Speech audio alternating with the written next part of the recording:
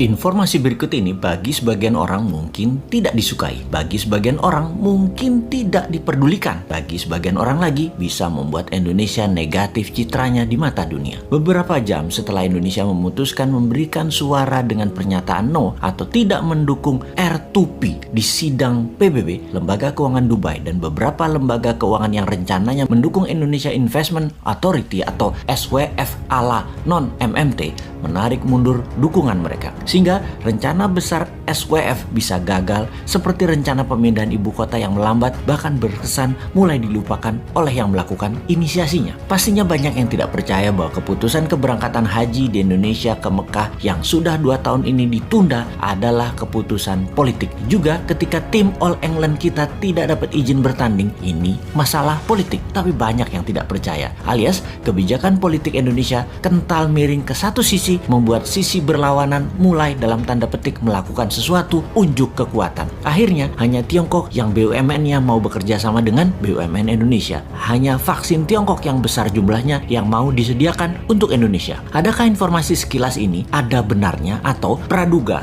tak ada alasan seperti info yang disampaikan para buzzer bayaran ahli pecah belah bangsa ini? Apa itu R2P yang dijawab oleh Indonesia no dengan alasan yang mengada-ngada? Lebih tepatnya maksa alias vote no-nya biar berkesan tidak membela kakak tertua Indonesia saat ini yang bernama Tiongkok. R2P adalah Resolusi Responsibility to Protect, yaitu Indonesia menolak untuk bertanggung jawab melindungi dan mencegah genosida, kejahatan perang, pembantaian etnis, dan kejahatan terhadap kemanusiaan. Kalau disederhanakan, Indonesia itu mendukung genocide, mendukung kejahatan perang, mendukung kejahatan etnis, dan mendukung kejahatan terhadap kemanusiaan. Namun, pinternya dibungkus dengan pernyataan resolusi itu salah prosedur, yang ketika ditanya prosedur mana atau apa prosedur yang benar versi pemerintah Indonesia, nggak bisa jawab juga. Sudahlah, Anda pejabat itu membela kejahatan perang karena harus satu kata sama dengan Tiongkok. Sudahlah, ngaku aja. Singkat cerita, R2P resolusinya dimenangkan yang vote yes atau yang mendukung, atau mereka anti kejahatan perang, anti kejahatan kemanusiaan, di mana Indonesia dengan memvote no, artinya Indonesia anti HAM. Indonesia bergabung dengan 15 negara yang vote no, seperti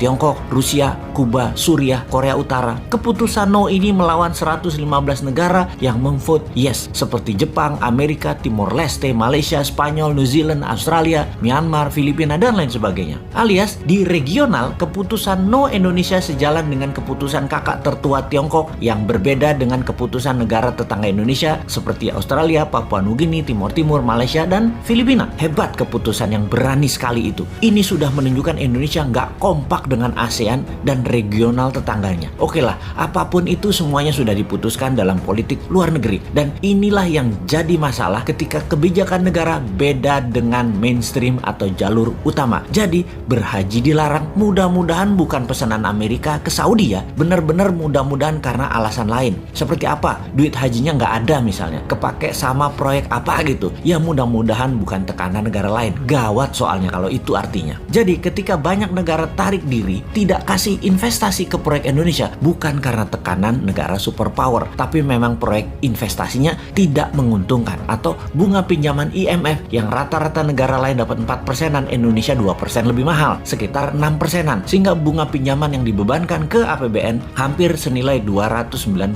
triliun ini karena tingginya bunga pinjaman. Sekali lagi, bunga lebih tinggi bukan pesanan negara superpower, mudah-mudahan ya, karena Indonesia nggak menarik. Efek Indonesia menolak atau vote no Indonesia dalam UN Watch dimasukkan sebagai daftar negara memalukan atau list of shame country. Juga Amnesty International menyayangkan keputusan Indonesia ini, bahkan banyak yang menyarankan mending abstain sekalian ketimbang menolak no. Ya sudahlah, semoga semua selamat dan semoga tetap banyak yang tidak peduli dengan hal-hal seperti begini. Teruslah menjual diri untuk 2024 walau tanpa konsep bernegara. Silahkan membangun model populer dan terlihat suci. Toh rakyat sama seperti bosman ini, bodoh semua. Jadi wahai rakyat, tetaplah rebahan, tetaplah tidak peduli, tetaplah tidak bermanfaat, dan tetaplah menjadi beban APBN.